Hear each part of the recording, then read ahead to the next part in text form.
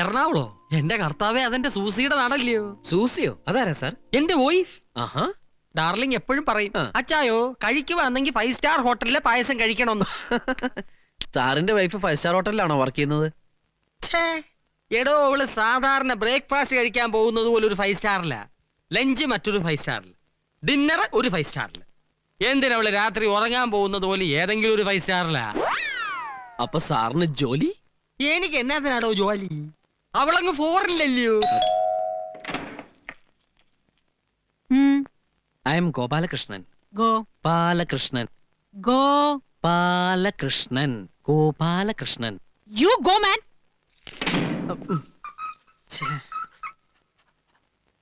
അകത്തിരിക്കേണ്ടത് പുറത്തും പുറത്തിരിക്കേണ്ടത് അകത്തും. ഓരോ യോഗേ. ഇവിടുത്തെ പങ്ക് നീ കുടിച്ചോ.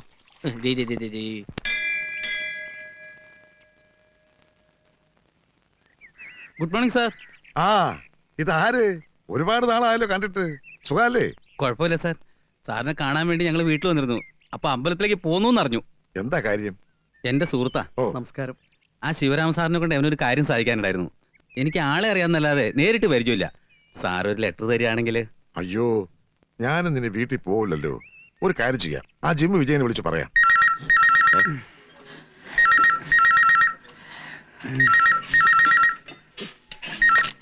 ഹലോ. ആ അതെ, നമ്മുടെ 2 കക്ഷികൾ ഇപ്പൊ അങ്ങോട്ട് വരും. അവർക്ക് ഓവർസീർ ശിവരാമനെ കണ്ട് എന്തോ കാര്യം സാധിക്കണമെന്ന്. ഞാൻ ഓഫീസിൽ വെച്ചപ്പോ അങ്ങേര് ഫീൽഡിലാണെന്ന് പറഞ്ഞു. താൻ അവർക്കൊരു കത്ത് കൊടുത്തു വിടണം. ഞാനിപ്പോ കത്തെഴുതാവുന്ന സാഹചര്യത്തിലല്ല. അതെന്ത് പറ്റി? അമ്പലത്തിലേക്ക് വരുമ്പോ ആരെങ്കിലും ലെറ്റർപാടും കൊണ്ട് വരുവോളൂ. അമ്പലത്തിലാണല്ലേ? മനസ്സിലായി മനസ്സിലായി. പുത്രഭാഗ്യത്തിന് ക്ഷേത്ര ദർശനം. അതിലും നല്ലത് വല്ല ആശ്രമത്തിലും പോയി ഭജന വരുന്നൂടെ? ആ, താനയച്ച ആൾക്കാരാ തോന്നുന്നു. 2 പേര് വരുന്നുണ്ട്. Good morning sir. ഞങ്ങൾ രാമേഷ് സാർ പറഞ്ഞിട്ട് വരുന്നത്. രാമേഷ് ഇപ്പൊ ഫോൺ ചെയ്തേ ഉള്ളൂ. ശിവരാമന് കൊടുക്കാൻ വേണ്ടി ഒരു ലെറ്റർ വേണമല്ലേ? അതെ സാർ. ഓ, ഈ ശിവരാമനെ താൻ നയം പഠിപ്പിക്കണ്ട കേട്ടാ.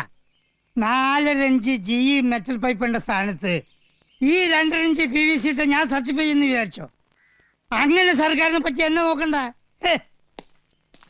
നോക്കി നിൽക്കാതെ കൊടുക്കണോ സാർ? സാർ 4 5 എന്താടോ ഒരു ഓവർ ഷെയർ ഇത്ര ചീപ്പായി പോയ? 5 തരി മുഴുവൻ കൊടുക്കണോ? കാര്യം സാധിക്കണ്ടേ സാർ? എന്താണോടോ ഇപ്പൊ ഓവർ ഷെയർ ചീപ്പല്ല. നാളെ രാവിലെ ഓഫീസിൽ വന്നേരെ. സാർ പൈപ്പ് പൈപ്പ് ഏതിട്ടാ എന്താടോ?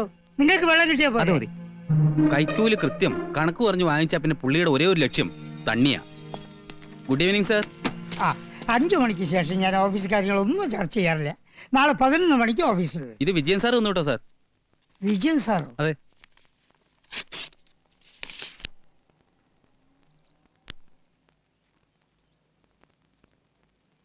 അല്ല, ഇതിലിപ്പോ ഞാനെന്താ ചെയ്യേണ്ടത്? നമുക്ക് എവിടെയെങ്കിലും ഇരുന്ന് സംസാരിക്കാം സാർ. വണ്ടി കൊണ്ടുവന്നിട്ടുണ്ട് സാർ.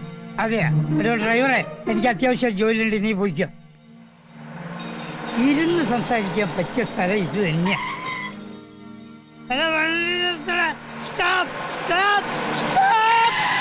എന്താ സാർ? എടാ, എന്നെ എങ്ങോട്ടാണോ തട്ടിക്കൊണ്ടു പോണത്? എനിക്കിപ്പോ എന്റെ വീട്ടിൽ പോണം.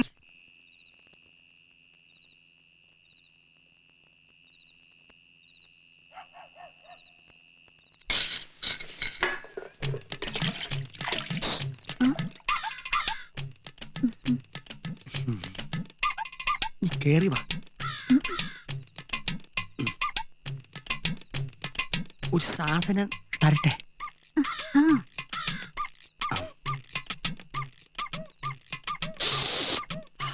ഫോറിൻ ഇടട്ടെ. ഇതുവരെ കഴിഞ്ഞില്ലേ? എന്താണിത്?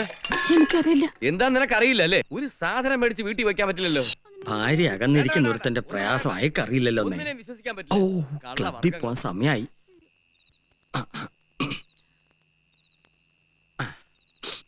വേണ്ട എന്നെ പിടിക്കണ്ട. വല്ലയിടത്തും ചെന്ന് ഇടിച്ചേ തല പൊട്ടണ്ടാന്ന് എഴുതി പിടിച്ചതാ. എന്റെ തല പൊട്ടിയ നിനക്ക് എന്താടാ? മര്യാദക്ക് സംസാരിക്കണം കേട്ടോ. അപ്പൊ നീ എന്നെ മര്യാദ പഠിപ്പിക്കാൻ വന്നിരിക്കാണല്ലേ? കള്ളു കുടിച്ചാലേ അച്ഛനെ വിളിച്ചിട്ട് വരൂ. മേടിച്ചെന്നാണല്ലോ എനിക്ക് കണ്ടത്. വിളിച്ചോണ്ട് പോ മോളെ. കൈയുടെ അച്ഛൻ വന്നതാ. അച്ഛൻ കഥ കളിക്കണ്ട. എന്തിനാ അച്ഛനോട് വഴക്കുണ്ടാക്കിയേ? അച്ഛനോ? ആരുടെ അച്ഛനടി? മെല്ലിപ്പോരുന്ന വൃത്തികെട്ടനെ പറ്റി.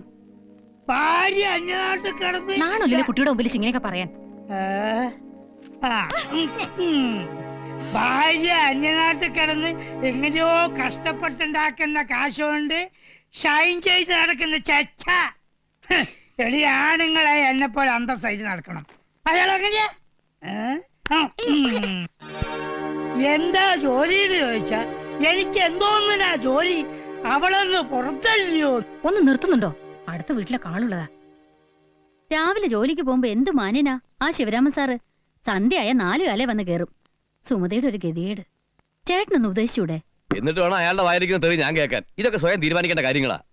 അവസാനം സഹിയായിട്ട് അവളെന്തേലും അക്രമം കാണിക്കുമെന്ന് എനിക്ക് പേടി. ആ ഇതെന്താ ആളെ കാണാത്തേന്ന് വിചാരിച്ചിരിക്കാതെ വായിരിക്കും. സത്യം പറയാലോ, ആനന്ദം വരുമ്പോ മാത്രം ഇവിടെ TV ഓൺ ചെയ്യാറ്. ആ മിസ്റ്റർ തിരുപ്പതി വന്നില്ലല്ലേ? കുറെ നാളായി കണ്ടിട്ട്. അതെങ്ങനെയാ?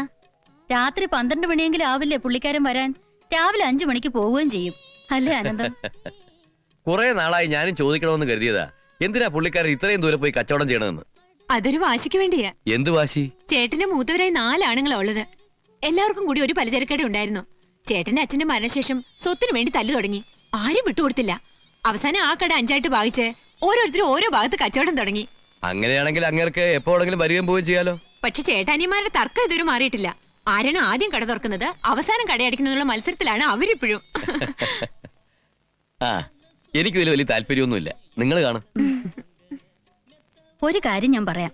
നിങ്ങൾ രണ്ടുപേരും ഒന്നിച്ച് നിൽക്കുന്ന കണ്ട സത്യം പറഞ്ഞ സഹിക്കില്ല. അങ്ങേർക്ക് അത്രയും പ്രായമൊന്നും ആയില്ലല്ലോ. ഈ ഭസ്മക്കുറിയും പാണ്ടിക്കെട്ടും ഒക്കെ ഒന്ന് മാറ്റാൻ നിനക്ക് പറഞ്ഞൂടെ? ഈ പിശുക്കൊക്കെ കളഞ്ഞ് മറ്റുള്ളവരെ പോലെ മോഡേൺ ആയിട്ട് ജീവിക്കാൻ നിനക്കും ആഗ്രഹമില്ല. അറ്റ്ലീസ്റ്റ് ഒരു TV എങ്കിലും മേടിച്ചു തരാൻ പറഞ്ഞൂടെ നിനക്ക്? ഓട്ടോറിക്ഷക്കാരന് പോലും കാശ് കൊടുക്കാത്ത ആളാണ് ഇനി TV വാങ്ങാൻ പോണത്. സാറേ സ്ഥലമായി.